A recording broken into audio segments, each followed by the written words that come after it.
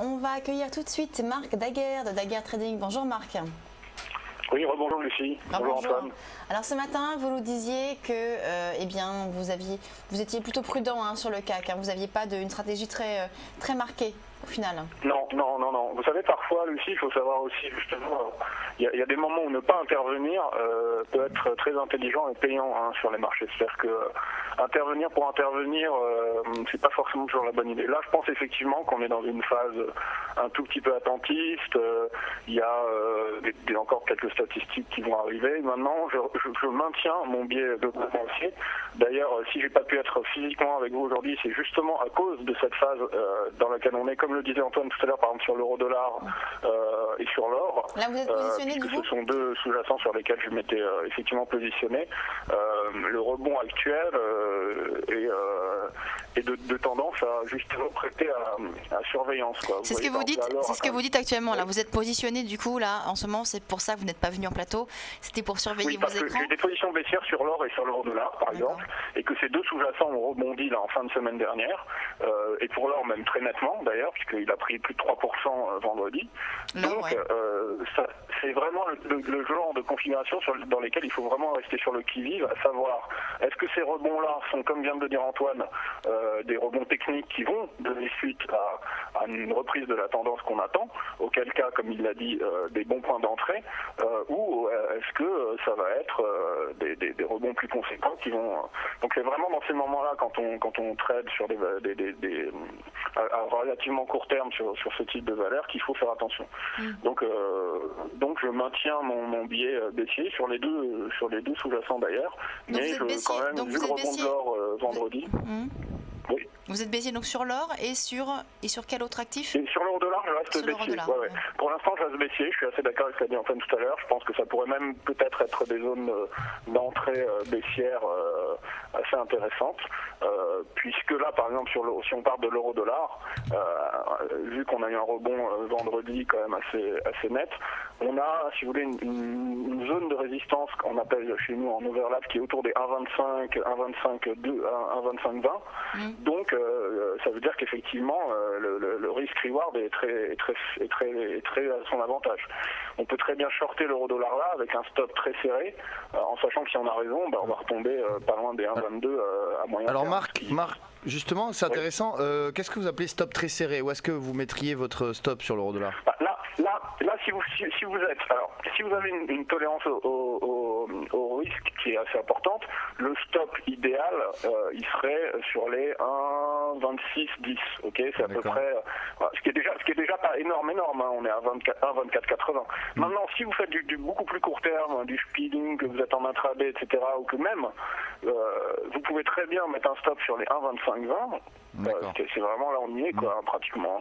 En revanche, si vous avez raison, évidemment le stop par la suite, comme on fait dans toute stratégie de trading intelligente, vous allez mettre un stop suiveur. Plus le euro-dollar va descendre, plus vous allez rabaisser votre stop pour justement consolider ce que vous aurez gagné jusque-là. C'est pour ça qu'en termes techniques, c'est des moments où le timing est bon parce que le risk-reward est quand même très élevé. C'est-à-dire qu'on a un stop qui est identifiable assez proche et que ce qu'on risque de perdre au regard de ce qu'on peut gagner si on a raison sur notre scénario est quand même relativement faible. Et là, sur l'euro-dollar, c'est le cas. Ça le serait également sur l'or, encore plus. La différence sur l'or, c'est que le rebond était quand même très violent. Donc peut-être que c'est un tout petit peu plus tendu de se dire bon, je vais jouer le coup sur l'or. Maintenant, rappelez-vous ce qu'on avait dit, en regardant l'argent par exemple, il n'y a rien aujourd'hui sur l'argent qui me dit que la tendance baissière va s'arrêter. Donc pourquoi ne pas effectivement tenter de rejouer la baisse sur ces sous-jacents-là. Alors juste, excusez-moi, je reviens sur l'euro-dollar parce que vous me dites qu'en intraday on pourrait donc jouer la baisse avec un stop à 1,25,20. Et quel serait votre objectif donc en intraday ? Alors pour ce target-là d'intradayiste, je pense qu'on peut viser les 1,24,05 qui est le retracement entre 1,24,10 et 1,24,05 qui est déjà un retracement de Fibonacci, c'est-à-dire en fait vous voyez le rebond qu'on a eu pour les gens qui ont plus de mal avec ces termes-là, il y a un rebond qui partait des 1,23,57 qui nous a amené jusqu'au plus haut là. Si on retrace 61,8%, donc un ratio de Fibonacci assez fort de ce rebond-là, on va revenir autour des 1,24,10. D'accord. Donc avec un stop à 1,25,20, ça nous donne déjà un risk reward de 2 pour 1, c'est déjà pas mal. Très bien. En sachant que si on atteint ces 1,24 et qu'on les atteint de façon assez nette, il y a de fortes chances que le biais baissier reparte, ce qui voudra dire que on pourra malgré tout bénéficier de toute la baisse tout en ayant un stop qui était quand même relativement serré à la base, et qu'on pourra par la suite, si le biais baissier est effectivement engendré, qu'on va baisser au fur et à mesure de la baisse de l'euro-dollar. Alors Marc, donc je récapitule, Oui. On peut initier sur les cours actuels une vente sur l'euro-dollar avec un stop 1,2520, un objectif 1,2405. Maintenant, si on s'intéresse au silver, c'est-à-dire à l'argent métal, quel serait votre scénario pour la journée, Marc?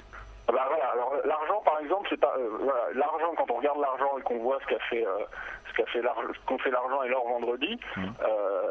Rappelez-vous ce qu'on avait dit, Antoine, on s'était dit qu'il y avait cette zone de support très forte sur l'or à 11,80 $ à peu près, tout à fait, à 1180 $. Niveau testé à 3 reprises sur les dernières années. Qui avait été testé à 3 reprises, et on avait envie de se dire, tiens, est-ce que ça serait pas une bonne zone d'achat? Pourtant, en parallèle, l'argent, lui, avait déjà cassé cette zone qui correspondait à peu près, puisqu'il avait cassé à la baisse. Donc, si on se fiait cette fois à l'argent pour avoir un sentiment sur l'or, on aurait eu raison, puisque l'or a fini par lui aussi casser cette zone de support. Là, à nouveau, on peut essayer de faire un peu la même réflexion, c'est-à-dire que le rebond sur l'or a été un peu plus violent que celui sur l'argent, mais l'argent, lui, reste quand même dans une configuration baissière, puisque ses objectifs baissiers n'ont pas encore été atteints suite à la rupture du triangle. Donc là, par exemple, sur l'argent, à très court terme, pour des gens qui seraient en intraday, ils peuvent effectivement mettre un stop autour des 16,20 par exemple, et envisager effectivement un retour autour des 15 à peu près dans un premier temps. Mais on est exactement dans le même contexte finalement, d'un point de vue technique. On est dans le même type de configuration que qu'on regardait tout à l'heure ensemble sur l'euro-dollar, c'est-à-dire un rebond qui pour nous est censé être un rebond technique, qui arrive à échéance et sur lequel on pourrait effectivement jouer une reprise de la tendance baissière. Donc sur l'argent, même scénario, même type de scénario, un stop relativement proche et assez identifiable entre 16 pour les plus agressifs au niveau du stop et 16,20 pour effectivement une once d'argent qui devrait retomber au-dessous des 15,20 et puis par la suite reprendre son biais baissier. D'accord. Alors j'ai une question à vous poser, Marc.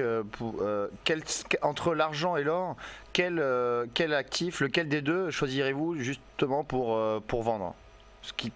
Lequel selon vous a un potentiel baissier plus important? Je vais répondre à votre question en deux temps. Si c'est pour une question de graphique, je privilégierai l'argent parce que l'argent reste pour moi graphiquement plus faible, et pour une autre raison également, c'est que de façon empirique, si on regarde les deux actifs, c'est beaucoup plus fréquent que l'argent se détache de l'or à la baisse que l'inverse. C'est-à-dire que vous allez avoir plus souvent un argent faible avec un or qui lui se maintient que l'inverse. Pour cette raison-là, je privilégierais l'argent. Maintenant, si c'est pour ce qui peut être mis à votre disposition pour jouer ce type de scénario, il est évident que vous trouverez plus facilement des produits sur l'or que sur l'argent, avec certainement des effets de levier plus réactifs. Donc si vous voulez bénéficier d'un effet de levier avec un produit plus facilement identifiable, allez sur l'or. Si en revanche vous me demandez lequel est plus sûr en termes de scénario réalisable, je partirai sur l'argent. Alors, dans la question, Marc, vous nous avez parlé donc de l'or, de l'argent et de l'euro-dollar. Vous nous avez dit que vous étiez vraiment positionné aujourd'hui. C'est pourquoi vous êtes devant vos écrans et ne pouviez pas vous déplacer. Oui, tout à fait. Mais je suis également positionné à la hausse sur des actions. Alors voilà, je voulais savoir quels étaient les autres actifs que vous suiviez. Alors, moi, pour l'instant, je suis à la hausse sur L'Oréal, Danone et Air Liquide, par exemple, pour parler du CAC 40. J'ai également une position haussière sur BIC, qui n'est pas dans le CAC, mais qui reste une valeur du SBF. Donc ces valeurs-là, j'ai pris effectivement des positions haussières dessus. Pour l'instant, tout se passe bien. Je pars du principe que sur ces valeurs-là, on a eu une phase de consolidation qui est terminée en 3 temps, et qu'on est, en fait, si vous voulez, globalement, dans la plupart des indices actions, on est dans ce scénario-là, en tout cas en Europe.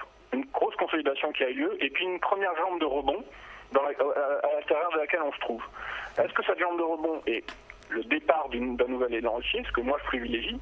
d'où la raison pour laquelle je suis positionné à la hausse sur toutes ces valeurs, ou est-ce que finalement cette jambe de rebond va être encore ce qu'on appelle une espèce de bull trap où les gens pensent que on va repartir à la hausse et on va se recasser la gueule à la baisse.